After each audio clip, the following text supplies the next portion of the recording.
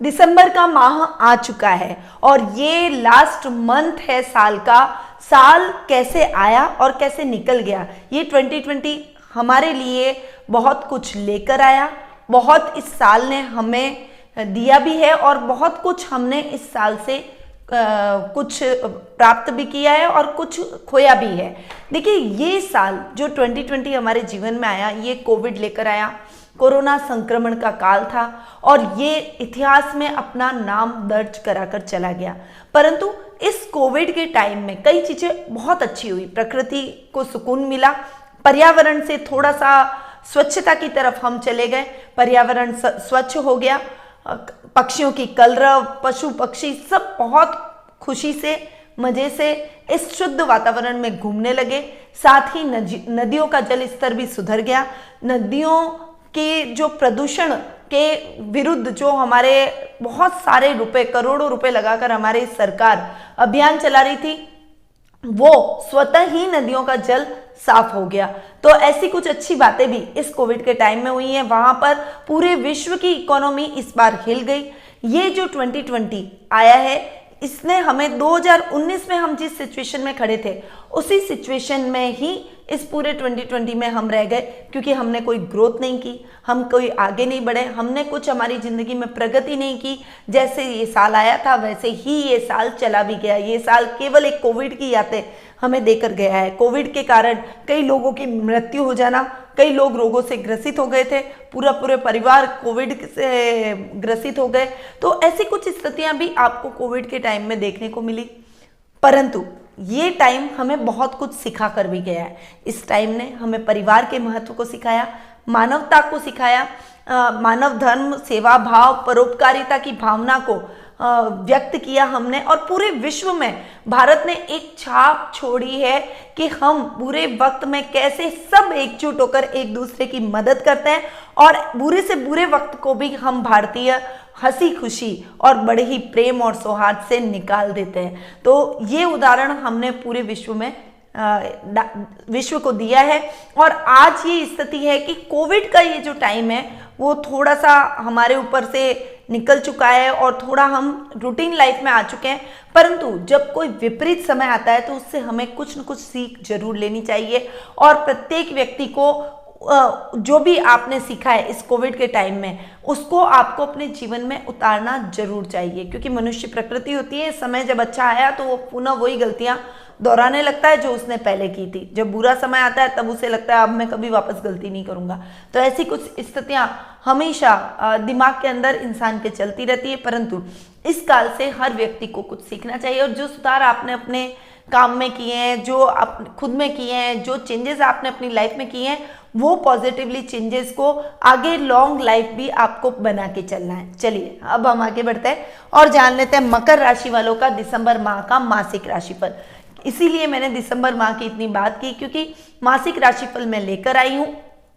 सबसे पहले हम बात करते हैं ग्रह गोचर की पोजीशन की। तो सबसे पहले हम बात करेंगे सूर्य ग्रह की, जो कि वर्तमान में वृश्चिक राशि में विराजमान है और 15 नवंबर को वे वृश्चिक से धनु में प्रवेश कर जाएंगे। बुध ग्रह भी साथ साथ ही बैठे हैं और सूर्य बुध का बुधादित्य योग वर्तमान में वृश्चिक राशि में बना रहे हैं और 17 दिसंबर को वे वृश्चिक राशि से धनु राशि में प्रवेश करने वाले हैं। यानी अगर मैं आपकी कुंडली की बात करूं, यानी मकर राशि की कुंडली की बात करूं, तो वर्तमान के अंदर 11th हाउस में आप सूर्य और बुध का बुधादित्य योग बन रहा है और उसके बाद में 12th हाउस में ये योग शिफ्ट हो जाएगा। यानी आधे महीने सूर्य और बुध 11th हाउस में बैठे रहेंगे और आधे महीने वो 12th हाउस में चले जाएंगे। 12th हाउस में जाने पर सूर्य के तो अच्छे रिजल्ट मिलेंगे, परंतु बुध के थोड़े से रिजल्ट फ्लक्चुएट करते हुए आपको दिखाई देंगे।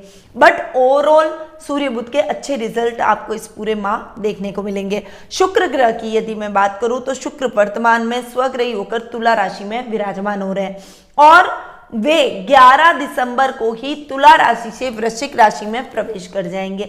अब अगर आपकी कुंडली में जाने तो शुक्र कर्म भाव के अंदर स्वग्रही होकर बैठे, बहुत बढ़िया। परंतु जब वो कर्म भाव से और आपके 11th हाउस में जाकर विराजमान होंगे तब भी बहुत अच्छे रिजल्ट देंगे। हालांकि केतु के साथ जड़त्व योग बना रहे हैं, परंतु उसके बावजूद भी 11th हाउस के अंदर कोई भी ग्रह बैठता है तो वो अच्छे रिजल्ट ही देता है, लाभ की स्थितियों को वो बढ़ाते हुए दिखाई देंगे। यानी ओवरऑल शुक्र के बहुत ही अच्छे रिजल्ट आपको पूरे माह देखने को मिलेंगे। अब आगे बढ़ते हैं और जान लेते हैं मंगल ग्रह के बारे में। तो वो पूरे माह, लगभग पूरे माह मंगल ग्रह वक्री होकर अपनी मित्र राशि मीन राशि में जाकर विराजमान होंगे और 24 दिसंबर को वे अपनी मित्र राशि से अपनी खुद की राशि यानी मेष राशि में मार्गी होकर स्वग्रही होकर विराजमान होने वाले हैं। तो ये कुछ पोजीशन थी मंगल ग्रह की। अब आगे बढ़ते हैं और जान लेते हैं शनि और गुरु ग्रह की बात। तो देखिए शनि स्वग्रही होकर मकर राशि में बैठे हैं, गुरु नीच की राशि में जाकर मकर राशि में विराजमान हो रहे हैं, शनि के साथ में युति कर रहे हैं। तो नीच भंग राजयोग की स्थिति बन रही है, शशि योग बन रहा है, साथ ही राहु भी आपके पंचम भाव में बैठकर पंचम भाव को थोड़ा सा डिस्टर्ब इस माह करने वाले हैं।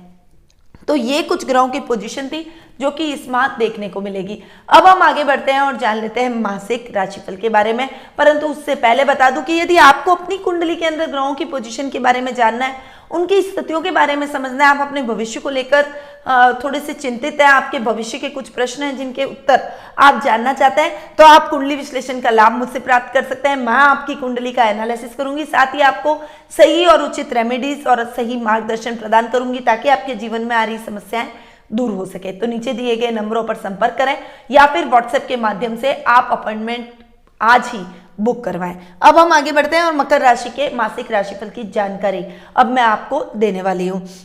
तो सबसे पहले मैं बात करूंगी पर्सनैलिटी की। देखिए पर्सनैलिटी की यदि मैं बात करूं तो शनि स्वग्रही होकर पर्सनैलिटी के भाव में बैठे, गुरु भी शनि के साथ में युति कर विराजमान हो रहे हैं। देखिए पराक्रमेश और लग्नेश की युति आपको बहुत अच्छी सिचुएशन इस समय दे रही है, ददियाल से बहुत अच्छा लाभ प्राप्त होगा।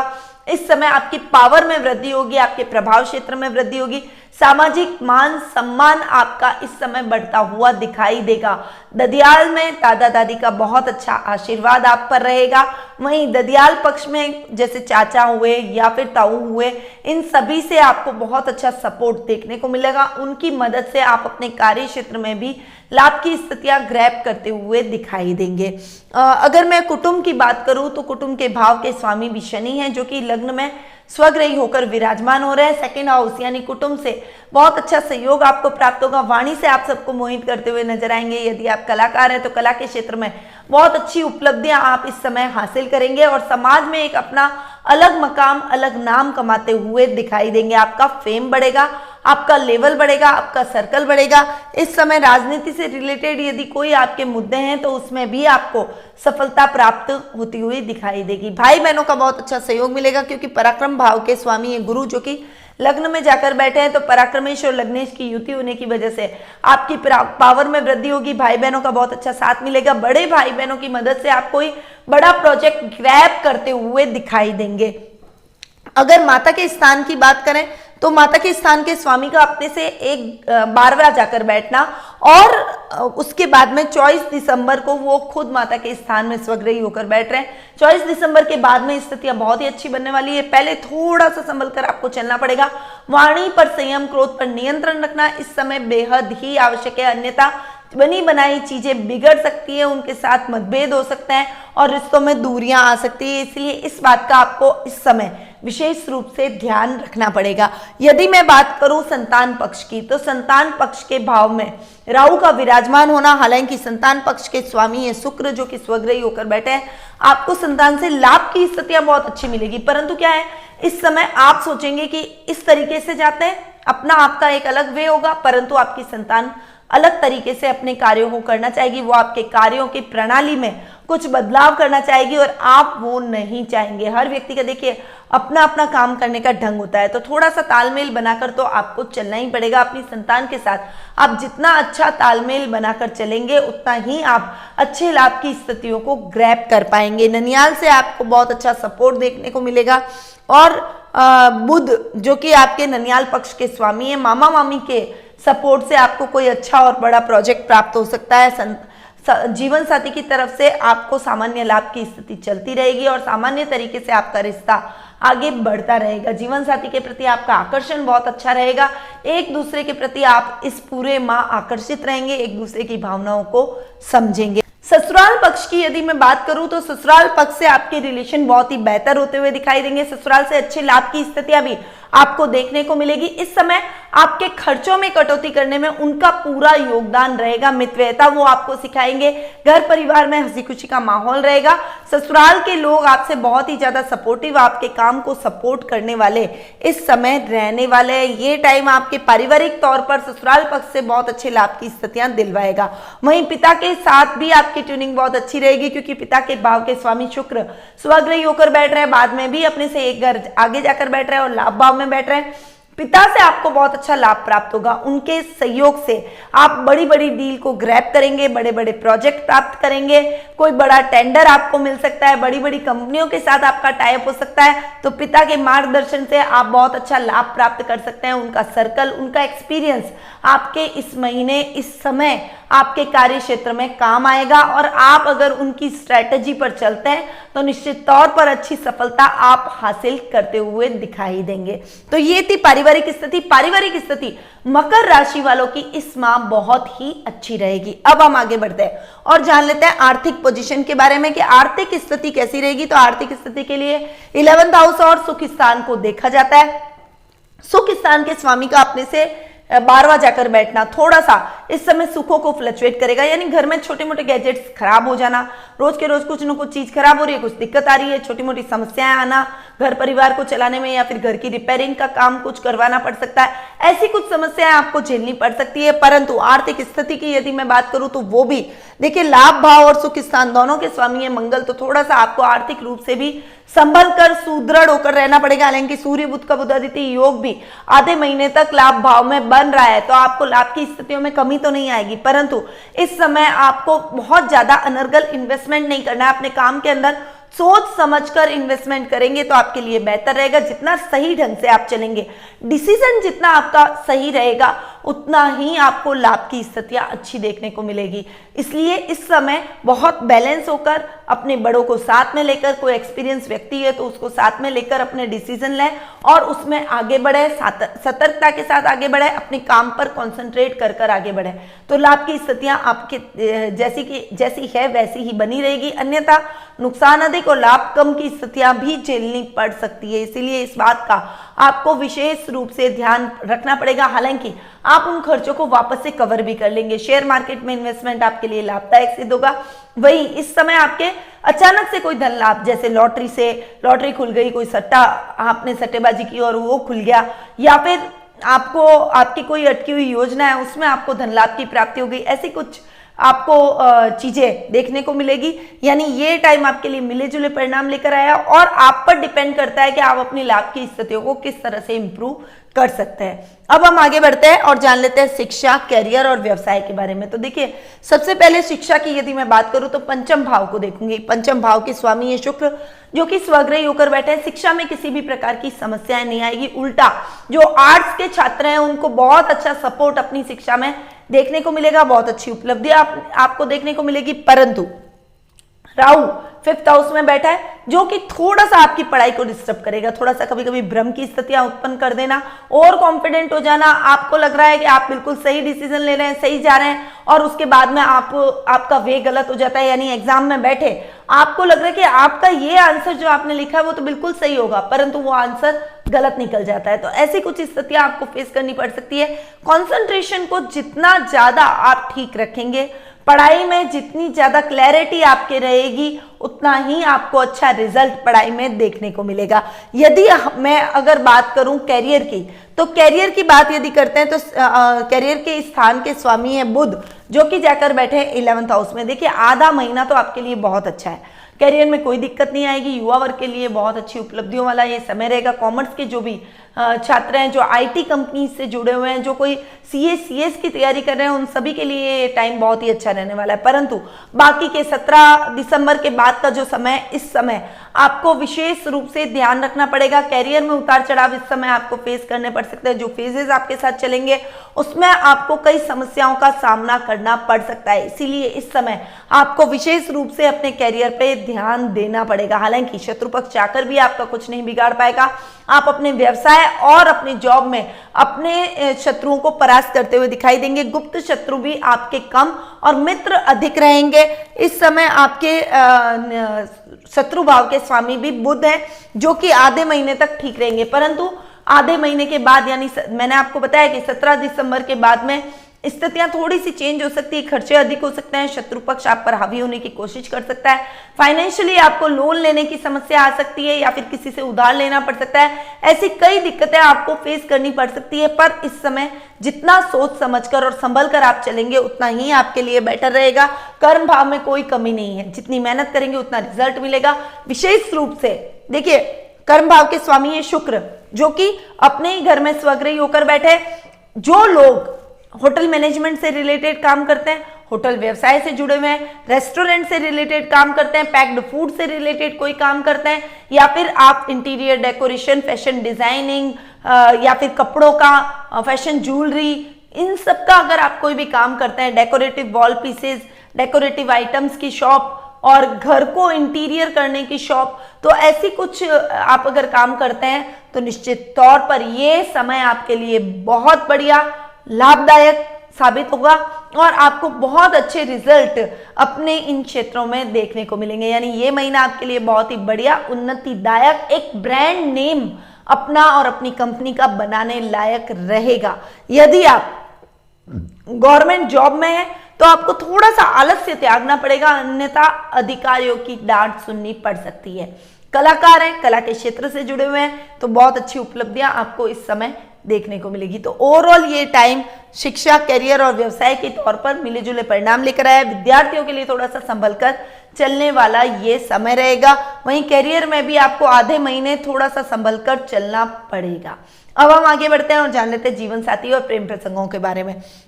देखिए, जीवन साथी और प्रेम प्रसंगों की बात करूं तो सप्तमेश है चंद्रमा, जो कि एक दूसरे के प्रति आकर्षण को पैदा करते हैं, एक दूसरे के प्रति आकर्षित होंगे, एक दूसरे की भावनाओं को समझेंगे, परंतु इस समय एक्स्ट्रा इमोशनल, एक्स्ट्रा सेंसिटिव भी आप बन सकते हैं। इसीलिए थोड़ा सा संभलें। बहुत ज्यादा भावुकता काम की नहीं है। ज्यादा भावुकता पॉजिटिवनेस में बदल जाती है और बहुत ज्यादा देखिए पॉजिटिव हो जाता है तो हम नैरो माइंडेड भी हो जाते हैं। तो थोड़ा सा संभल कर आपको अपने रिश्तों में चलना पड़ेगा। बहुत ज्यादा किसी भी व्यक्ति के लिए भावुकता सही नहीं रहती है, उससे उस व्यक्ति को भी अनकंफर्टेबल फील होता है। तो आपके जीवन साथी के साथ ये समय आपका ऐसा ही कुछ गुजरने वाला है, इसलिए आप अपनी भावुकता पर जरूर कंट्रोल कीजिएगा। बाकी एक दूसरे के साथ बहुत अच्छी बॉन्डिंग है। ये महीना आपके लिए बहुत ही यादगार रहेगा। जीवन साथी के साथ एक एक पल को आप इंजॉय करते हुए दिखाई देंगे। वहीं लव रिलेशनशिप में भी आपको अपने पार्टनर के साथ में सामंजस्य और तालमेल बनाकर चलना पड़ेगा। देखिए, जब तक आप उनके साथ में सीरियस रिलेशनशिप में नहीं बढ़ जाते, बहुत ज्यादा अधिकार जताना भी ठीक नहीं है। तो थोड़ा सा आप अधिकार, एक अहम, एक ईगो, एक मेरा, बस ये मेरा, ये बस मेरी, ऐसी भावनाओं को त्यागे और अहम को त्याग कर, मैं को त्याग कर आप आगे बढ़ेंगे तो अपने रिश्ते को हेल्दी तरीके से जी पाएंगे। तो इस बात का आपको ध्यान रखना है। इस सीख जो कि मैंने अभी दी है उसका ध्यान रखना है। ओवरऑल लव रिलेशनशिप और जीवन साथी और प्रेम प्रसंगों में ये टाइम आपके लिए बहुत बढ़िया निकलने वाला है। अब हम आगे बढ़ते हैं और जान लेते हैं स्वास्थ्य के बारे में। स्वास्थ्य की यदि मैं बात करूं तो रोग भाव के स्वामी है बुध, जो कि जाकर बैठे हैं 11th हाउस में।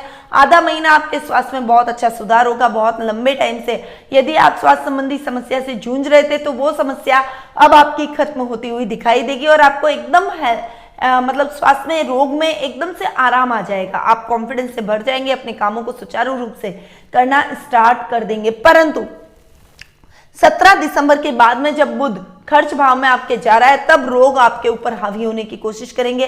फिर उस समय बीपी, थायराइड, नर्व सिस्टम जैसी कोई प्रॉब्लम है तो वो आपको शुरू हो सकती है। बुध से रिलेटेड जितने भी रोग हैं उनमें आपको विशेष रूप से सावधानी रखनी पड़ेगी। अगर आपने ये सावधानी रख ली तो आपको किसी भी प्रकार की समस्या स्वास्थ्य से संबंधित नहीं झेलनी पड़ेगी। और अगर बाय द वे छोटी मोटी कोई प्रॉब्लम हो भी जाती है तो फटाफट से डॉक्टर को दिखाकर अपना इलाज करवाइए। टाइम सर जो भी मेडिसिन और आप इलाज कराएंगे उससे तुरंत ये बीमारी काबू में आ जाएगी।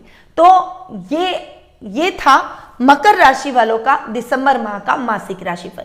अब हम बढ़ते हैं उपाय की तरफ। देखिए, मैं अगर उपाय की बात करूं तो आज मैं विद्यार्थियों के लिए कुछ लेकर आई हूं, क्योंकि विद्यार्थियों के भविष्य का सवाल है। राहु बैठे हैं, थोड़ा सा डिस्टर्ब कर रहे हैं। शुक्र तो अच्छे बैठे, परंतु राहु के कारण भ्रम की स्थितियां उत्पन्न हो रही है। तो यदि आप अपनी पढ़ाई में अच्छा करना चाहते हैं, आप अपनी मनोकामना एक पेपर पे लिख के, एक एजुकेशन पिरामिड होता है, उस एजुकेशन पिरामिड के अंदर डाल दें और उसके बाद के अंदर आप अपनी पढ़ाई प्रारंभ करें। देखिएगा आपको कैसे आपका लक्ष्य आपको प्राप्त होता है। तो छोटे छोटे एम्स बना के और डालिए उसके अंदर। पहले दिन आपने आज का जो भी एम है, गोल है कि मेरे को इतनी पढ़ाई करनी है, तो वो आप डालिए और फिर आप देखिएगा कि कैसे जल्दी आपको पढ़ाई याद होती है और वो स्थायी रूप से आपके दिमाग में भी रहती है। माँ सरस्वती का वास आपके अंदर हो जाता है। तो ये आपको सावधानी रखनी है। साथ ही आपको बुध के भी कुछ उपाय करने चाहिए। देखिए, रोग से रिलेटेड और भाग्य से रिलेटेड समस्या आपको उत्पन्न हो सकती है, क्योंकि दोनों के स्वामी है बुध, जो कि आधे महीने के बाद यानी 17 दिसंबर के बाद में अच्छे नहीं रिजल्ट देंगे। खर्च भाव में जा रहे हैं, तो थोड़ा सा उस समय आपको ध्यान रखना पड़ेगा। अगर आपने उस समय ध्यान रख लिया तो आपके जीवन में कोई भी समस्या आपको घेर नहीं सकती है। तो बुध से रिलेटेड गणपति जी हैं, तो भगवान गणेश की पूजा आराधना करें। साथ ही उनको मोदक चढ़ाएं, उनको दुर्वा जरूर चढ़ाएं, क्योंकि भगवान गणेश को दुर्वा अति प्रिय है। तो आप मोदक और दुर्वा का भोग रोज भगवान गणेश को लगाएं और उनसे अपने सभी कार्यों को सिद्ध करने की पूजा आराधना करें। इससे देखिए, राहु के दोष को बुध दूर करते हैं, वो भी हो जाएगा। आपका स्वास्थ्य का स्थान है, रोगों में कमी आएगी और आपका भाग्य आपको सपोर्ट करेगा। तो ये उपाय आपको जरूर करने चाहिए। अब मैं अपनी वाणी को यहीं विराम देती हूँ। स्वस्थ रहिए, व्यस्त रहिए, मस्त रहिए और हमेशा मुस्कुराते रहिए। जय श्री राधे कृष्ण।